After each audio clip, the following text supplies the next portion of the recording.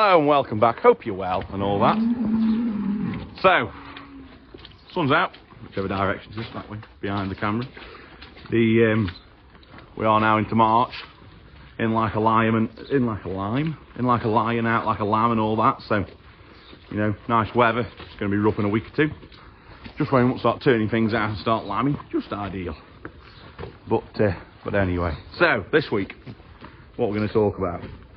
We're going to discuss what is Britain's, go for Britain, more selling, Britain's best store cow and the breed and why and all that.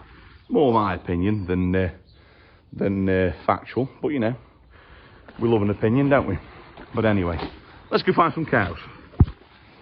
So, as you've noticed through previous videos, we have a lot of calves. We have a lot, well, we keep saying a lot of calves. We keep all as calves.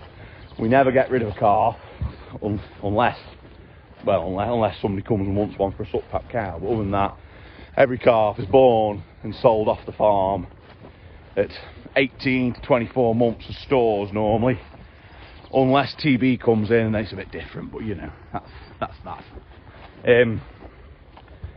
Which is the issue at the minute.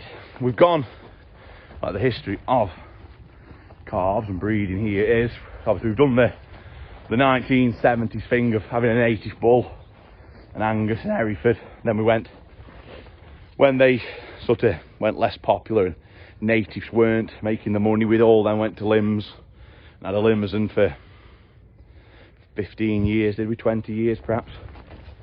And then we started AIing more with beef, when Belgian Blues got better calving, we started having them.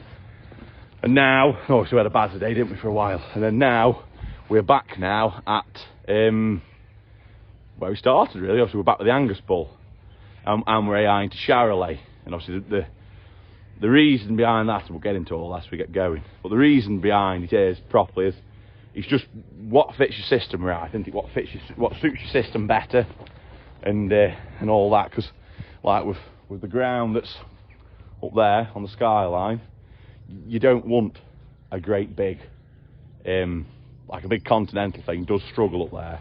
You have to have a bit more. Charolais do all right. Angus's, your native breeds do all right. So that's why we're on them. But no, so we're on them. But anyway, we'll go and find a pen of them. We'll talk a bit more in depth about the different things and costs and that of what they are as calves and that kind of thing. So let's head to a shed. So this is obviously the wedding shed. And this is the group we'll talk over. There is other groups. Through the wall, there's a lot of Charolais and a few Bazadaises in like the fattening pen. I've got a pen with a lot of young Charolais in. The silage pit's got a big pen of Anguses. And there's lots of dairy heifers in that, but there's a lot of Anguses in there because when they're born. But this is this is the most diverse group we'll talk about, I feel. Like I say, in here you've got a Charolais, that's Holstein, that's a Bazadaise. Where is he? That one's an Angus. There's Charolais in here, there's Holsteins, and there's a good mix of everything in here. There are two Anguses there. But no. But your first thing in my eyes to decide and think about when buying in calves or breeding your calves. Breeding your calves not as much because again the main thing to think about is how you're going to keep them and how they're going to live, where they're going to live, what's your end. Breed them and buy them for the end rather than the start is how I see it. And like I say, if you've got good ground, like get down a bit, you're better country, perhaps you don't want your natives as much because if you can grow your corn and you can grow that, you've got less expense that way. Whereas up here, we can't grow that. So like I say, as natives, you've got to have something that'll grow off grass better out here to me, and that's the key thing. Don't always go on what it looks like, go on what something will achieve for you, because an uglier animal, like a worse quality, not something as flashy, in the wider picture, could actually be more valuable to you than something that's a great big flashy fancy animal like. But because like in here, we've got your Charolais. There's one there. Let's see, two at back there. Where are they there? I like Charolais because I think they do grow well off our ground. and you can fetch them in, bring them in on our silage, minimal for corn, and they do grow well. But obviously the only issue, and obviously with us serving them, the only issue you do find is you will get the hard carving Charolais. Not as much now as they were. Sometimes we did have some seriously bad carvings with Charolais, but like not now. They do seem as though they've got better at telling you what's what. But again, if you're buying them in, like I say, that's been a continental thing, like him and them two and that one there.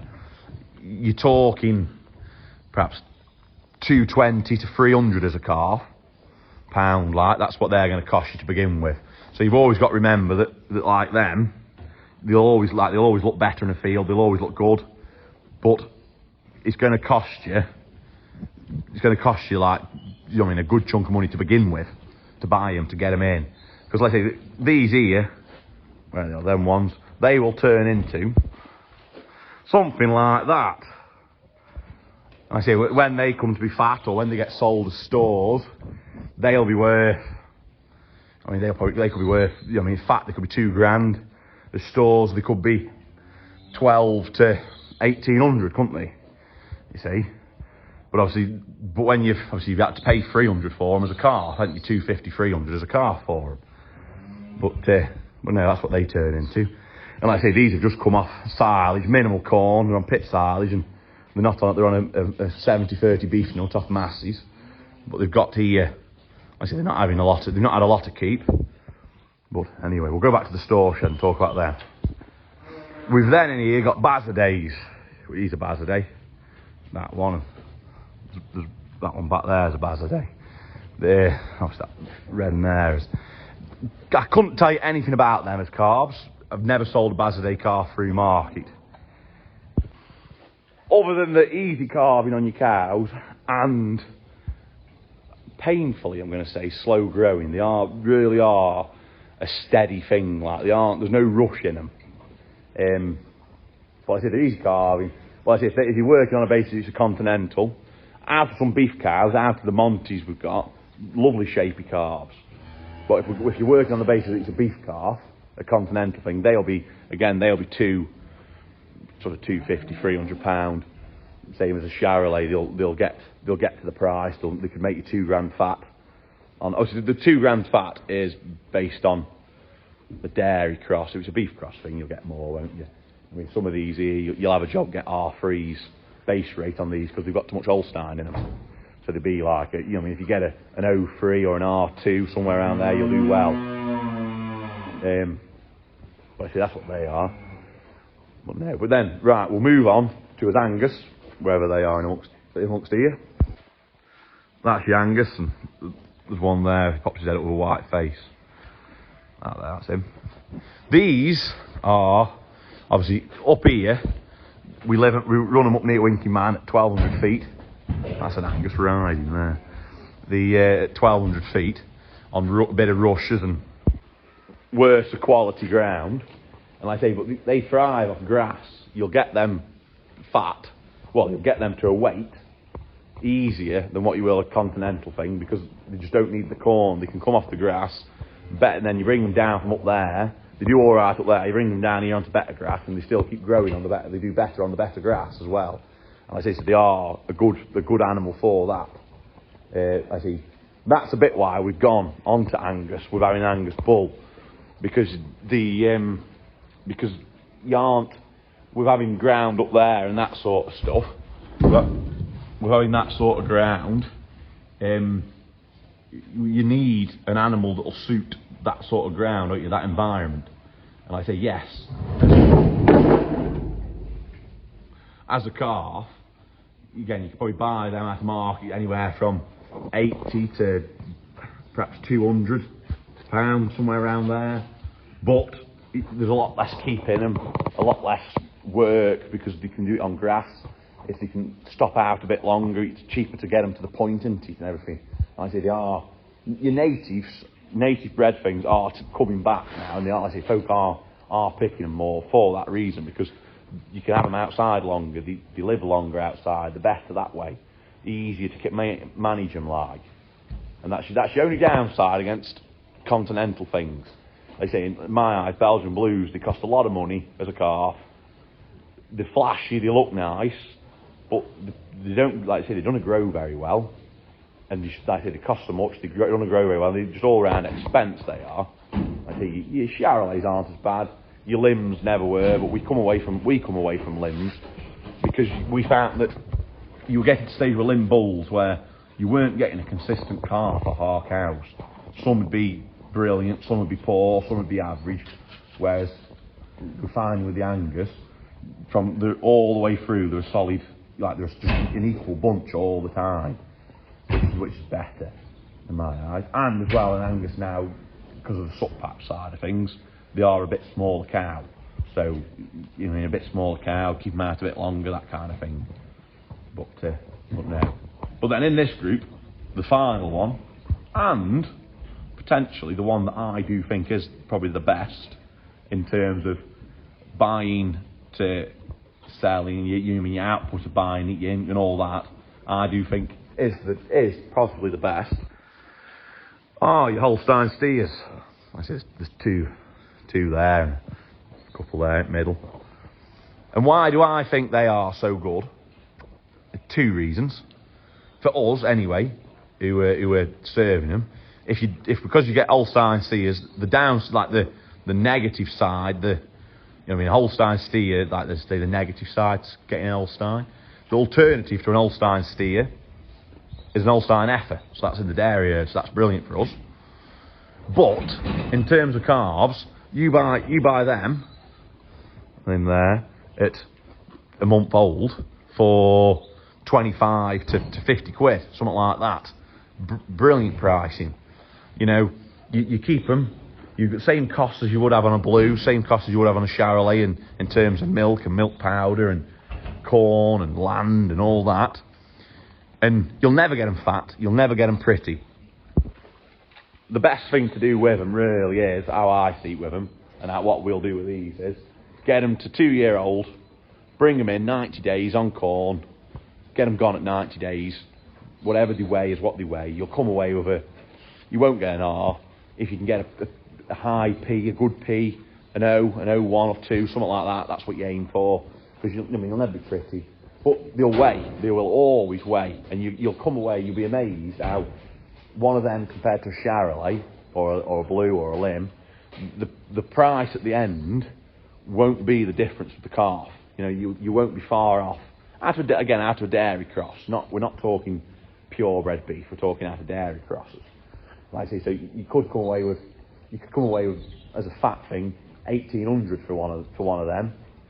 A Charolais could come away with also as £2,000, but if that calf costs you 25 quid, whatever he is there, and his mate aside of him's cost you 300 quid, you're 275, you're £75 better off with an Holstein, aren't you? So why have a continental thing like if you're buying them in?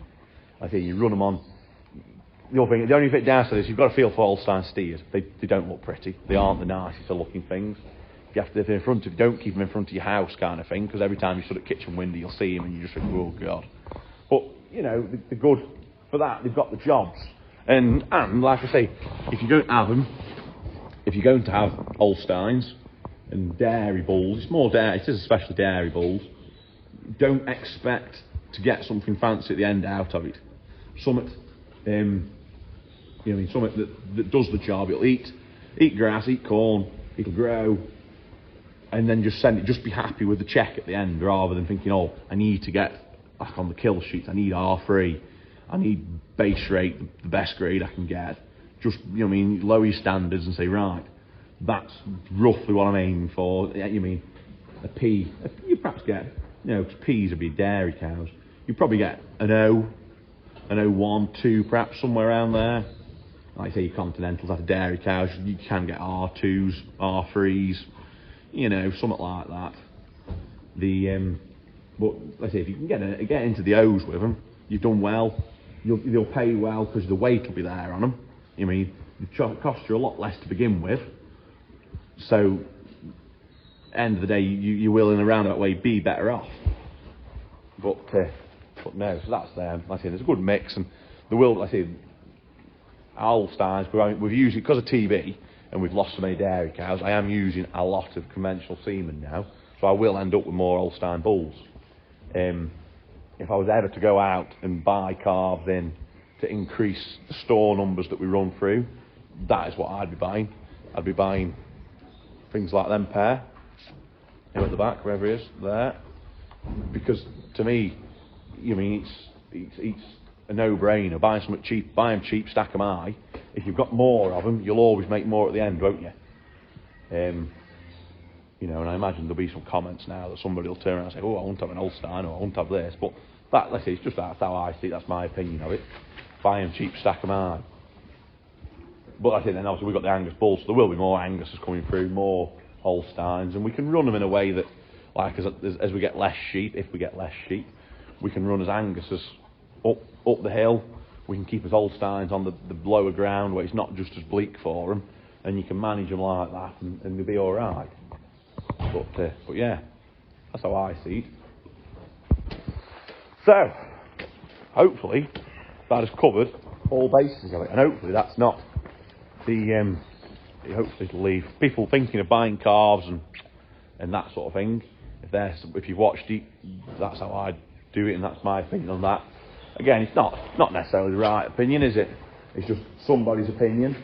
And I think you've got to look at all aspects of what you're trying to do with them. Whether it's, especially the end goal. If you're just thinking of doing stores, or you're just thinking of fattening things, yeah, it makes your mind up your ground. There's a lot of variations to what you pick on. But anyway, right. So now to conclude that, now we've come to the yes. I do think that Holstein bulls are the best store cows you can buy, because why not? Cheap. That's basically it. Cheap. Cheap to buy. Everybody loves a bargain, don't we? And but yeah, so like I say, Holstein. Remember the name. But anyway, right. So we'll leave it there for another week, I think. I hope you've enjoyed it. I hope you've found it helpful. Who knows? But anyway, so whatever you get up to for the rest of the weekend, hope you have a good one. And don't forget to drop me a like and subscribe. Ring the bell. And I shall see you all next Saturday at 6. Ciao.